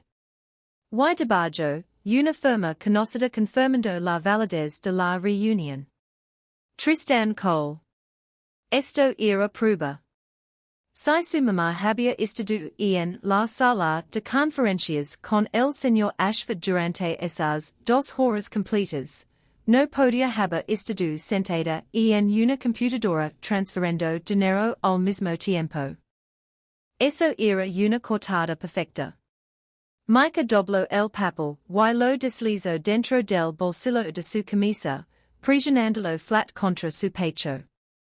Tenía que llevar esto a alguien. Tenía que llevar esto al señor Tristan. Ese hombre sabría que hacer. Micah se dio la vuelta justo cuando la puerta de la oficina se abrió de golpe. Un rayo de linterna le golpeó directo en la cara, cegándolo. Micah levantó una mano para proteger los ojos y dio un pozo atrás. ¿Quién está aquí? La voz de un hombre retumbó en la oscuridad. Luego el rayo bajó, recorriéndolo de arriba a abajo. Una figura entró. Su cara fue lentamente apareciendo bajo la luz que se filtraba desde el pasillo. Raymond Cross. Raymond reconoció a Micah de inmediato. Sus ojos se abrieron por el más breve instante. Luego volvieron a acomodarse en algo suave y controlado. El niño pequeño. El hijo de la señorita Wells. Mica no respondió. Permaneció quieto, la espalda pegada al escritorio de su mamá. Una mano todavía cubriendo el bolsillo donde el papel estaba escondido. Raymond se acercó y colocó la linterna sobre el escritorio. Sonrió. Una sonrisa tan dulce que era cosa grotesca. ¿Qué estás haciendo aquí a medianoche, pequeño? Perdido. ¿Quién te trajo? Mica retrocedió otro pozo hasta que sus hombros tocaron la pared. Y no había más por donde ir, buscó a mi mamá. ¿Tu mamá? Raymond soltó una risa suave, el tipo de risa que se usa con un niño tonto. Tu mamá está descansando. Deberías ir a casa. Deja que te leave afuera. Mica lo miró directo a los ojos. Su mirada no mostraba ningún miedo. Está mintiendo. Mi mamá está retenida. La sonrisa murió en la cara de Raymond. Entornó los ojos mirando al niño de la manera en que uno mira a un insecto molesto. ¿Qué sabes tú? Sé que mi mamá es inocente, dijo Mica con la voz pequeña pero firme. Y tengo prueba. Silencio. La cara de Raymond cambió por completo. Y no había sonrisa falsa. Y no había tono suave. Solo el cálculo frío de un hombre acorralado sin salida. Dame es papel. Se acercó con los ojos afilados como cuchillos. Mica meneó la cabeza apretando el bolsillo con tanta fuerza que los dedos se le pusieron blancos. Dámelo ahora. Raymond se lanzó y agarró al niño del brazo. La mano del hombre se cerró fuerte alrededor de la pequeña muñeca. Mica se estremeció de dolor, pero no gritó. 2 años huyendo le habían enseñado que gritar era inútil. Nadie venía a salvar solo porque gritabas. La única persona que podía salvar eras tú mismo. Raymond lo llevó afuera de la oficina y lo arrastró por el pasillo oscuro. Sus pasos golpearon el azulejo, rápidos y seguros. El niño intentó resistir, pero la fuerza de un niño de 7 años no era rival para un hombre adulto. Pararon una puerta, luego otra. El corda se extendía y se extendía. La luz verde de emergencia parpadeaba al fondo. Y entonces Mica lo vio. Una puerta que todavía tenía luz adentro. Luz amarilla cálida asomándose por debajo. En la placa afuera estaba el nombre, Tristan Cole. Esta era su oportunidad. Su única oportunidad. Tomó una larga bocanada de aire, reunió toda la fuerza de su pequeño pecho y gritó: Señor Cole. Señor Cole. Mi mamá es inocente. Raymond le estampó una mano sobre la boca, ruda y dura contra sus labios. Pero era demasiado tarde. El grito y había resonado por el pasillo silencioso. La puerta de la oficina de Tristan se abrió de golpe. Tristan Cole salió. Sus ojos afilados recorrieron la escena frente a él. Un hombre arrastrando a un niño de 7 años. Una mano tapando la boca. En medio de la noche en un edificio vacío. Cross. Su voz era fría como el hielo. Suéltalo. Raymond quitó la mano rápidamente intentando mantener la calma. Entró por la fuerza. Lo encontró en la oficina de Wells. Lo iba a llevar a seguridad. Suéltalo, repitió Tristan. Cada palabra clara como una orden. Raymond soltó a Mica. El Niño corrió de inmediato al lado de Tristán, respirando agitadamente pero sin lograr. Metió la mano en el bolsillo y sacó el papel, ahora arrugado de tanto apretarlo. Señor Cole, dijo con la voz temblando pero firme. Este es el horario de reuniones de mi mamá. Mi mamá estaba con el señor Ashford de las 2 hasta las 4 de la tarde. No podía haber movido el dinero si no estaba en la computadora.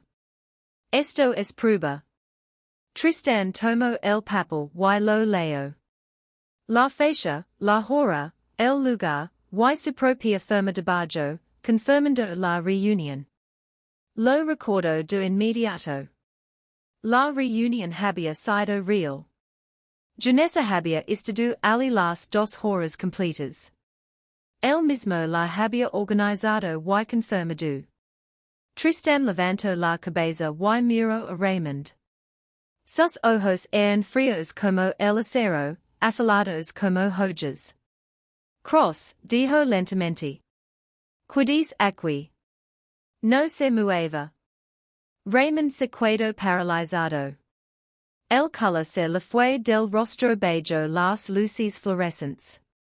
Abrió la boca como si fuera a decir algo, pero no le salió ninguna palabra. Sus ojos saltaron de mica al papel en la mano de Tristán, luego al piso.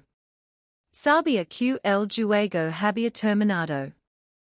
Tristán no perdió tiempo. Llevó a mica a su oficina, cerró la puerta y dejó a Raymond afuera bajo la vigilancia de 2 guardias de seguridad que acababa de convocar. Luego se sentó en su computadora y accedió al sistema de cámaras de seguridad del edificio. El día del fraude. Las 2 de la tarde.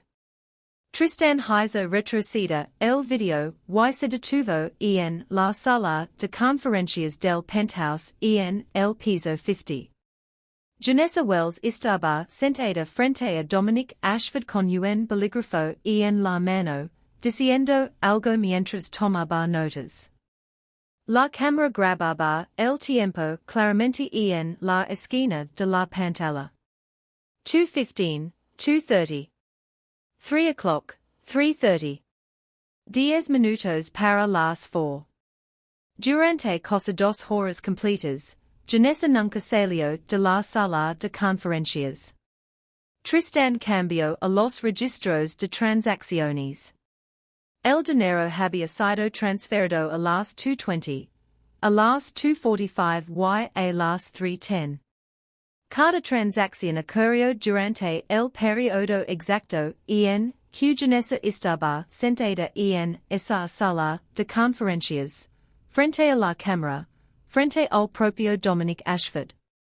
Janessa no podía haberlo hecho. Simplemente no podía. Tristán sacó los registros ocultos. Había estado monitoreando silenciosamente la red interna desde que el niño llegó la primera vez. Y lo que encontró le produjo un escalofrío. El rastro no levaba al sótano para nada. Levaba directamente al piso 45. Tristán se levantó y miró a mica, que estaba sentado en el sofá con los ojos bien abiertos siguiendo cada movimiento que hacía el hombre. Ven conmigo. Llevo al niño arriba, al penthouse. Raymond fue marchado detrás de ellos por los guardias de seguridad. El rostro pálido, como un cadáver. Las puertas del penthouse se abrieron. Dominic Ashford estaba sentado detrás de su escritorio. Inexpresivo como una estatua de piedra. Sus ojos recorrieron el grupo que entraba. Tristán. El niño pequeño mica. Luego Raymond, atrapado entre 2 guardias. Tristán se paró frente al escritorio. Jefe, hay un problema con la investigación. Silencio. Tristan colocó la hoja de confirmación de la reunión sobre el escritorio junto con el impreso del sistema de cámaras. Las transacciones ocurrieron esta tarde entre las 2:15 y las 3:50 de la tarde. Como muestran las cámaras, la señorita Wells estuvo en la sala de conferencias con usted todo el tiempo. Alguien accedió a su terminal mientras ella estaba fuera en la reunión. Dominic miró la evidencia hacia abajo y no dijo nada. Tristan continuó. Verifique más a fondo. La dirección IP de la computadora que hizo las transferencias no era la de la señorita Wells. Cada rastro leva de regreso a la computadora del piso 45. La oficina de Cross.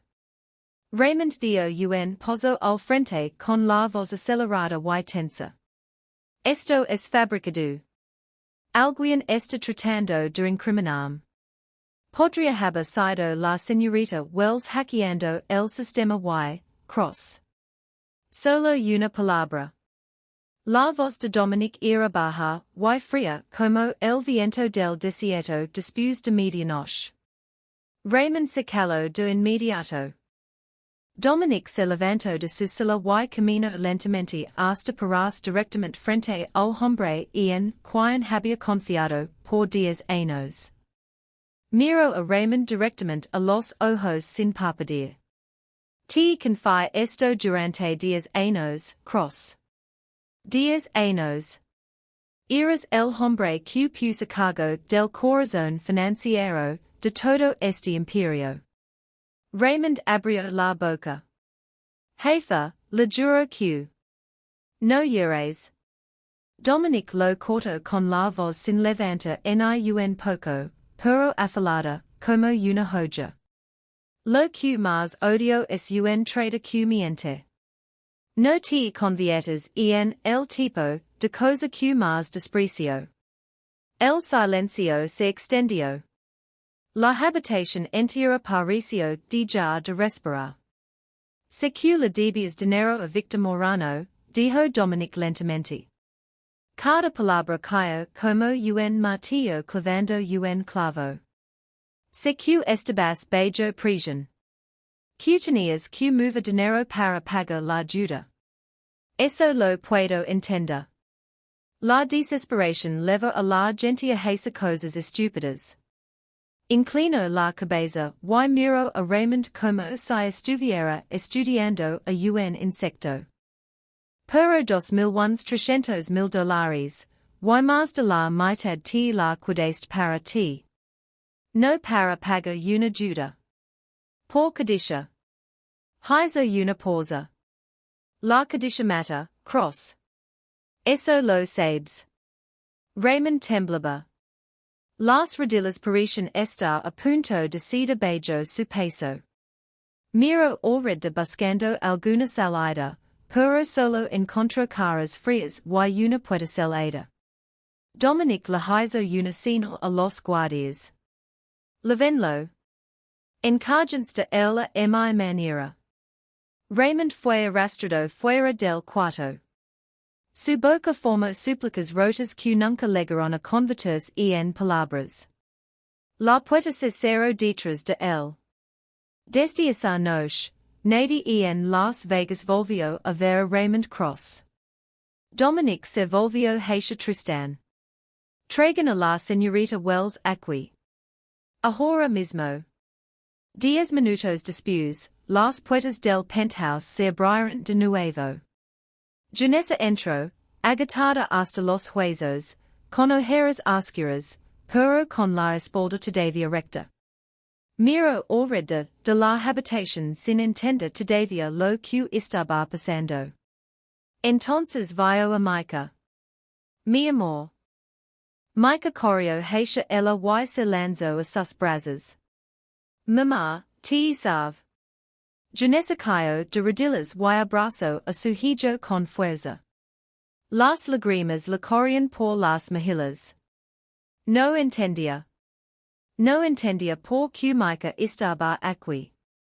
No entendía lo que había pasado. ¿Qué estás haciendo aquí? ¿Cómo llegaste hasta aquí? Micah levantó la cara. Sus ojos brillaban. Record lo que tú me enseñaste. Los hechos están grabados en los números. Encontré la prueba de que tú no lo hiciste. Janessa lo abrazo todavía más fuerte. Sus hombros temblaban con celosos. No podía hablar. Solo podía abrazarlo, como si soltarlo significara perderlo. Dominic estaba parado junto al escritorio mirando a los dos en silencio. Tristan se acercó a él con la voz bajada casi hasta un susurro. Es la segunda vez que es niño viene aquí en medio de la noche, solo. Dominic permaneció en silencio. El silencio pasado de quien está calculando. Solo asintió levísimamente. Sus ojos se posaron en Micah. El niño de 7 años aferrado a su mamá, pequeño dentro de esa ropa demasiado grande, pero valiente de una manera que se sentía casi imposible. Un niño que se había atrevido a entrar a la guarida de un jefe de la Mafia. Que se había atrevido a enfrentarse a un traitor. Que se había atrevido a hacer lo que hombres adultos jamás habrían hecho. En ese momento, Dominic se vio a sí mismo de 18 años atrás. Un muchacho de 15 años corriendo en la noche, ensangrentado y aterrorizado, pero sin rendirse nunca. Una semana después. Hospital de San María. La luz de la tarde pasaba por la cortina blanca, proyectando cálidos rayos de luz sobre el cuarto del hospital. Helena estaba en la cama con la cara todavía pálida después de la cirugía. Pero sus ojos estaban mucho más brillantes. El monitor cardíaco emitía su suave y constante bip. El sonido de la vida que regresaba. La cirugía había sido exitosa. El médico dijo que necesitaría varias semanas más de descanso, pero el peligro había pasado. La factura del hospital había sido pagada en su totalidad por un benefactor anónimo. Janessa no tuvo que preguntar para saber quién había sido. Janessa estaba sentada junto a la cama de su madre, la mano sosteniendo suavemente los delicados dedos de la mujer maya. Micah estaba acurrucado en el sofá del rincón, profundamente dormido después de demasiadas noches sin descanso. El cuarto estaba en paz de una manera extraña, casi irreal. Como si la tormenta de la semana anterior nunca hubiera ocurrido. Una enfermera entró y tocó suavemente el marco de la puerta. Señora Wells, ¿hay alguien aquí para verla? Helena levantó la vista. Ni siquiera tuvo tiempo de preguntar quién era antes de que una figura apareciera en el umbral. Alto. Un traje negro perfectamente cortado. Un rostro perfectamente esculpido que lavaba la frialdad familiar de los hombres acostumbrados a tener el poder en sus manos. Pero los ojos. Los ojos grises guardaban algo familiar, algo que Helena no pudo nombrar al principio. El hombre entró y se detuvo junto a la cama. La miró por un largo momento. Finalmente habló. Me recuerda. Helena entornó los ojos revisando su memoria. El rostro era desconocido, pero los ojos. Los ojos grises acero. Y la tenue cicatriz que iba desde su sien hasta el pómulo izquierdo.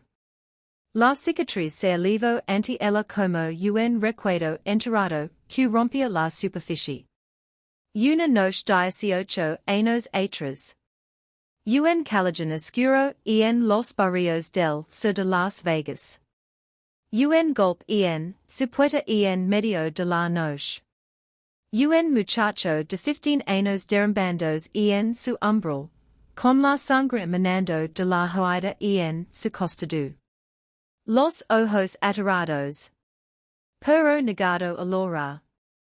Dios mío, susurró Helena. Su mano temblorosa se elevó para cubrirse la boca. Las lágrimas brotaron y le corrieron por las mejillas arrugadas. El niño de aquella noche. Eras tú. Dominic Asensio. Por primera vez desde que había entrado al cuarto, su cara ya no estaba fría. Algo en sus ojos se había suavizado, como el hielo derritiéndose lentamente bajo el sol. Me salvó la vida esa noche, dijo con voz baja y colada. No pregunto quién era. No pregunto de dónde venía. No pregunto por qué estaba cubierto de sangre. Simplemente me gelo adentro, vendo mi huida y me escondió cuando la gente vino buscándome. Helena sonrió entre las lágrimas. Me acuerdo muy claramente. Un niño asustado, con dolor, pero negado alora. Apretaste los dientes todo el tiempo, que te cosí la huida y nunca hiciste un ruido. Dominic metió la mano en el bolsillo de su saco y sacó algo pequeño. La pulsera de plata con la palabra esperanza borrosa grabada en ella. Opacada por el tiempo, pero todavía intacta. Usted me dio esta pulsera. La colocó en su mano. Y me dijo algo que nunca olvidé. 18 años después, todavía recuerdo cada palabra. Helena miró la pulsera, luego de nuevo a Dominic. Asensio. Y juntos dijeron las palabras, todo el mundo merece esperanza. Incluso tú.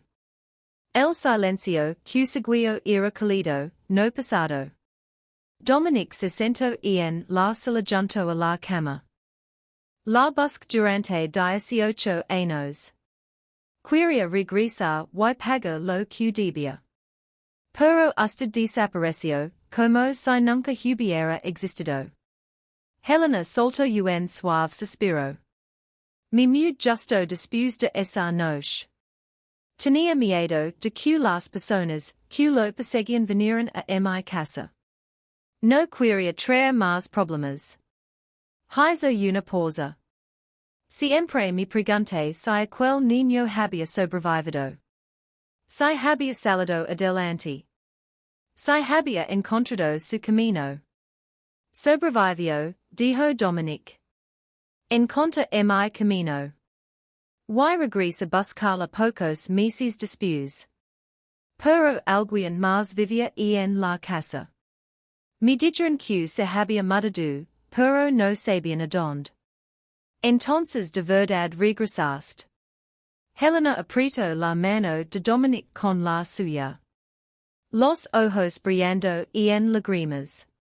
Nunca había imaginado que el niño de aquella noche la recordara. Que todavía la hubiera querido encontrar después de todos esos años. Janessa estaba en el umbral, siendo testigo silencioso de todo. Ahora entendía por qué Dominic Ashford, el jefe de la Mafia más poderoso de Las Vegas, le había dado una oportunidad a ella. Por qué había protegido a su familia. Por qué había mirado la pulsera de plata aquella noche con los ojos de un hombre viendo un fantasma de su pasado. No era por ella. Era porque su madre, 18 años atrás, había salvado la vida de un extraño sin pedir nada a cambio. Dominic se puso de pie y miró a Helena. Su familia nunca tendrá que volver a huir. Esa es mi promesa. Las personas que perseguían a su hija han sido tratadas. No van a volver. Helena menio la cabeza. No me debes nada. His lo que his por que era lo correcto.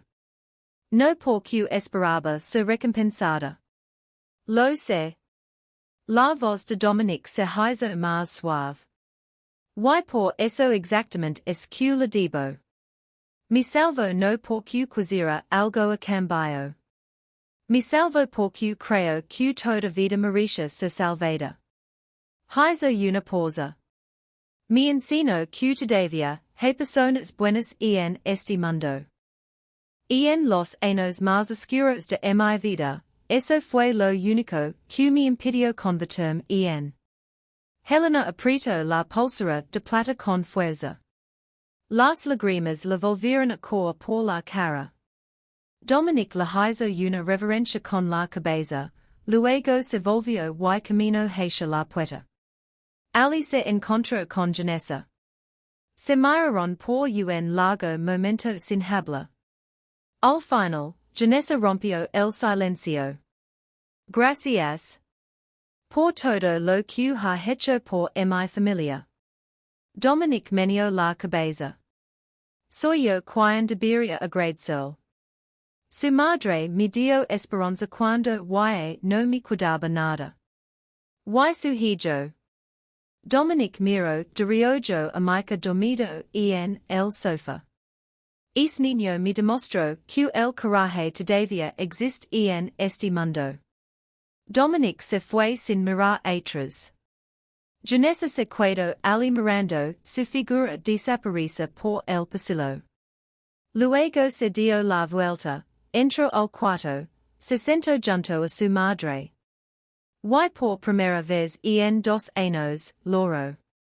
Pero no eran lágrimas de sufrimiento. Eran lágrimas de alivio. 6 meses después, Las Vegas seguía brillando como siempre. 1001 de luces parpadeando en la noche del desierto. Los casinos todavía funcionando las 24 horas del día. Los sueños todavía apostandos y perdiendos con cada hora que pasa. Pero para la familia Wells, la luz de esta ciudad ahora tenía un significado completamente diferente. Janessa Wells estaba sentada en su oficina privada en el piso 35, donde la placa en la puerta decía, directora financiera, Ashford Hospitality Group. Miraba a través de la pared de cristal la ciudad extendida abajo. La misma ciudad donde 6 meses atrás había sido una fugitiva, viviendo en un motel barato con el miedo como compañía constante. Ahora y no había más huidas. Y no había más miedo. Solo trabajo, respeto, y la sensación de seguridad que alguna vez creo que se había ido para siempre. Su nuevo apartamento estaba en un vecindario seguro al oeste de la ciudad. 2 habitaciones, una amplia sala y un balcón con vista a las lejanas montañas Red Rock. Cada mañana, cuando salía el sol, la luz entraba al apartamento y calentaba los rostros que en otra época se habían endurecido por el sufrimiento. Helena se había recuperado por completo. Vivía ahora con su hija y su nieto, sin tener que preocuparse más por facturas del hospital o noches sin dormir llenas de dolor. Cada mañana, los 3 desayunaban juntos alrededor de la pequeña mesa. Una cosa que antes habría parecido un lujo imposible en los días en que huían. Micah estudiaba en una de las mayores escuelas privadas de Las Vegas. El niño ahora lavaba un uniforme escolar limpio y ordenado. Y no más camisas blancas demasiado grandes ni pantalones remendados 3 veces desde el dobladillo. Pero dentro de su nueva mochila, todavía guardaba una cosa de los viejos tiempos. Una mañana, mientras Janessa lo lavaba a la escuela, lo vio abrir la mochila y revisar algo. La pulsera de plata con la borrosa palabra, esperanza, grabada en ella reposaba guardada en el compartimento más pequeño. Por que todavía la levas. Mica levantó la vista. Sus ojos se iluminaron. Para recordar lo que la abuela me enseñó. Sonrió. Todo el mundo merece esperanza. No quiero olvidar eso. Janessa se agachó y lo besó en la frente. ¿Sabes algo, Mica? Tú eres la mea esperanza de mi vida. Dominic Ashford seguía siendo el jefe de la mafia más poderoso de Las Vegas. Seguía siendo frío, seguía siendo difícil de abordar, seguía siendo capaz de hacer temblar a toda una ciudad, con solo escuchar su nombre. Nadie se atrevía a mirarlo a los ojos directamente. Nadie se atrevía a hablar sin permiso. Pero había algo diferente ahora. Algo que solo las personas más cercanas a él conocen. Una vez al mes, Dominic iba a visitar el apartamento de la familia Wells. Sin guardaespaldas. Sin ceremonias.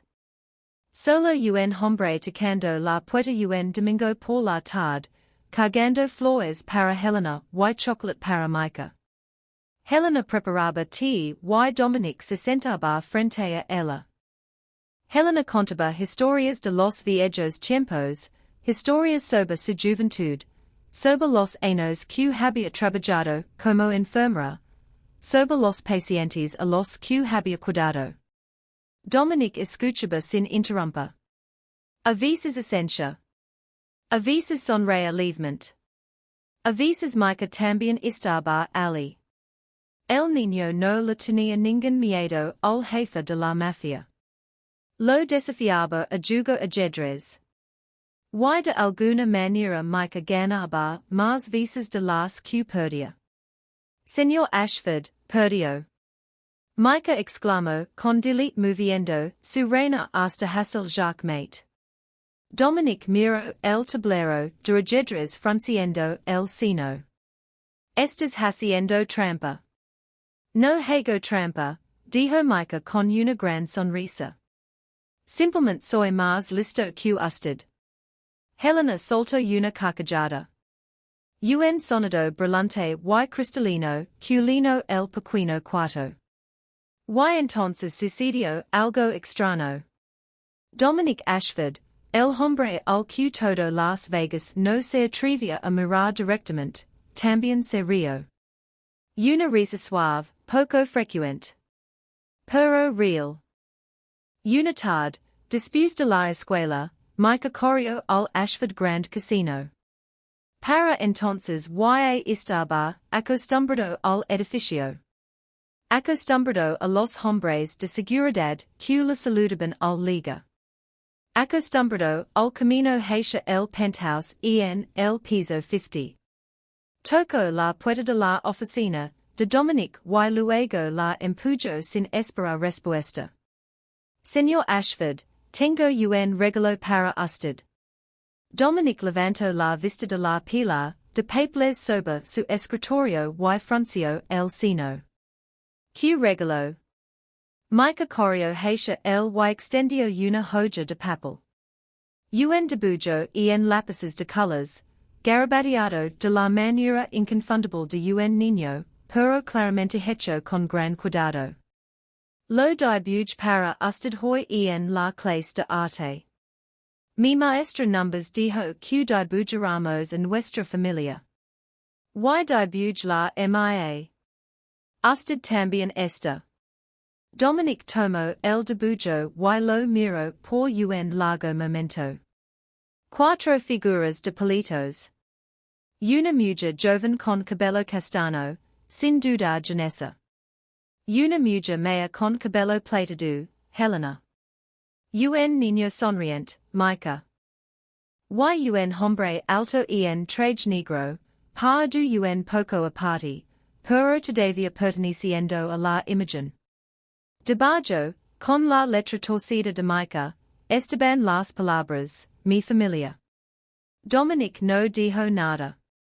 Solo miro el dibujo, sus dedos recorriendo suavemente las líneas de colores.